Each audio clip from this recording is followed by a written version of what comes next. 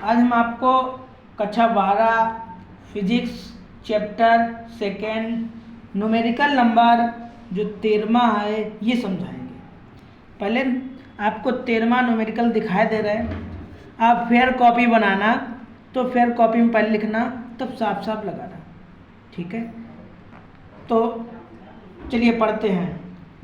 4.00 गुणे 10⁵ न्यूटन अपान कूलाम परिणाम का एक ऊर्ध्वाधर वैद्युत क्षेत्र 1.00 गुणे 10⁻⁴ किलोग्राम का की एक बूंद जल की बूंद को गिरने से रोकता है। बूंद पर आवेश का मान क्या होगा?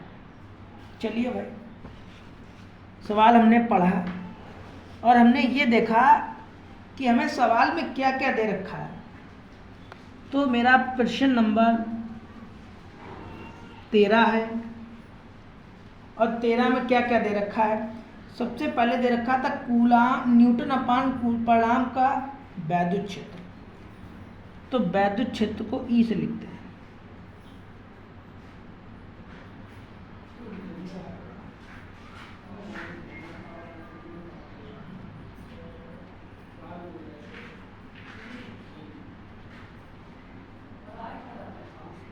अपान कूलाम हमें यानी ई का मान दे रखा है, ठीक है। अच्छा, उसके बाद लिखा है 1.00 गुणे 10⁴ किलोग्राम यानी कि यम का मान।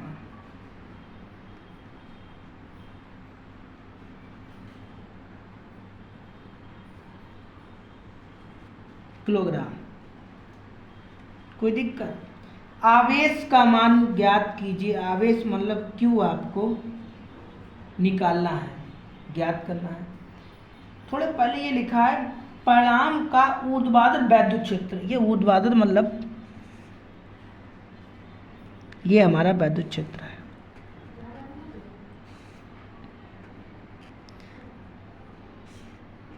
ये हमारा वैद्युत क्षेत्र है, ठीक।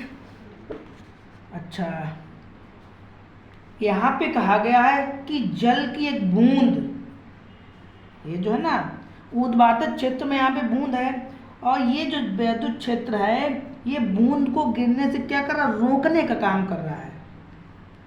ये हमारा वैद्युत क्षेत्र है और ये वैद्युत क्षेत्र क्या कर रहा है? रोकने का काम कर रहा है। किसको? जो जल की बूंद है उसे। अच्छा, ठीक है।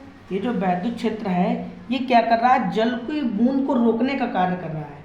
अच्छा, तो जल की बूंद मान लो यहाँ कहीं पे है, ठीक।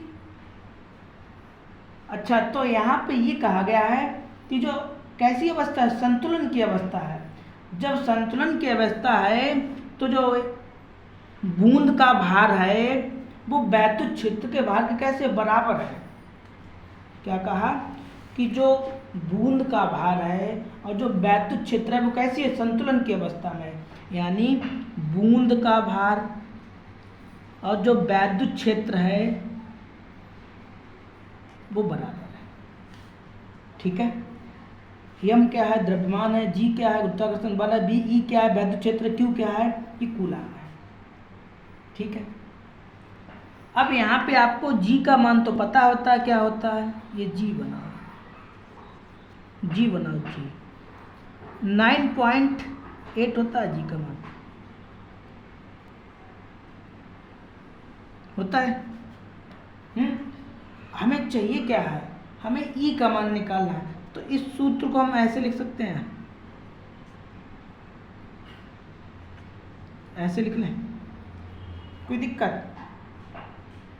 भाई ई को हमने ऐसे लिख लिया, क्यों कहाँ आ गया? अपान में आ गया। इसे सीधा करके लिख लो, चाहे ऐसा ही लिखा रहने दो, कोई दिक्कत? कोई दिक्कत नहीं है। एम का मान आपको पता है, जी का मान पता है। अरे रुक जाइएगा, सॉरी ई नहीं निकालना है यहाँ पे, आपको क्यों निकालना है? वो वैद्युत क्षेत्र की तीव्रता ने आवेश निकालना है। एक मिनट, इसे पूरे को बक्सा बनाओ। सूत्र आप लिखा, ये आपने लिखा था, ये क्यों बना है? आपको निकालना है तो ई आप अपान में ले आइए। आपको वैद्युत क्षेत्र की तीव्रता नहीं निकालनी है, आपको क्या निकालना है? कूलाम आवेश निकालना है, आवेश निकालना है। ऐसे लिखो, ठीक। तो जब ऐसे लिख लिया तो आप इस पे नए पढ़ना, आप लिखो सीधा करके लिख ले, Q बराबर mg अपान ई, ठीक। m का मान कितना है? m का मान देखो 1.00 गुणे 10 की पावर -4 लिखा है अभी हमने। g का मान 9.8 यही लिखा है। e का मान ये लिखा है हमने अभी। कोई दिक्कत नहीं होगी। ज़रा दोबारा दिखा दे रहा भाई, देखो m का मान यही लिखा, e का मान यही लिखा, g का मान यही लिखा हमने, वही तो यहाँ पे मान रखे हैं। m का मान ये, g का मान ये, e का मान ये। दशमलव हटा दें भाई, दो संख्या यहाँ पे भी है, दो यहाँ पे भी बराबर है, तो दशमलव हट जाएगा। तो q बराबर क्या आया?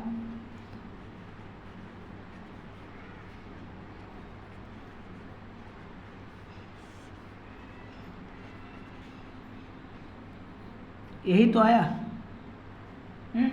तो 10 कट गया, कितना बचा आपका? इतना ही तो बचा है।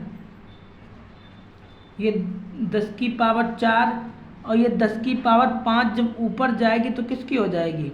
माइनस की। नीचे क्या बचा? केवल 4 ही तो बचा। कोई दिक्कत नहीं होगी। अच्छा, इसे ऐसे ही लिख लो, ये 10 की पावर 4 है, 10 की पावर 5 है, तो 10 की पावर 9 हो जाएगा। और अब 5 में 4 लिखो तो 4 लिख लो। कोई दिक्कत नहीं होगी। 4 का भाग दे दीजिए आप, और जो भी आएगा भाई आपका आंसर हो जाएगा। चलिएगा, तो 4 का भाग देते हैं। 4 दूनी 8, एक बचा, इसका उतारा लो, दशमलव लगा दो, ठीक। 4 दूनी 8, 9 में से 8 जाएगा, एक बचेगा, उतारा ले लो 8 का, दशमलव लगा दो, दशमलव तो लगा ही है। 4 चक्कू 16, इसमें से घटा 2 बचे, दशमलव तो लगा, 0 बढ़ा लो। 4 पंचे 20, तो कितना आ गया? 2.45 गुणे 10 की पावर 9,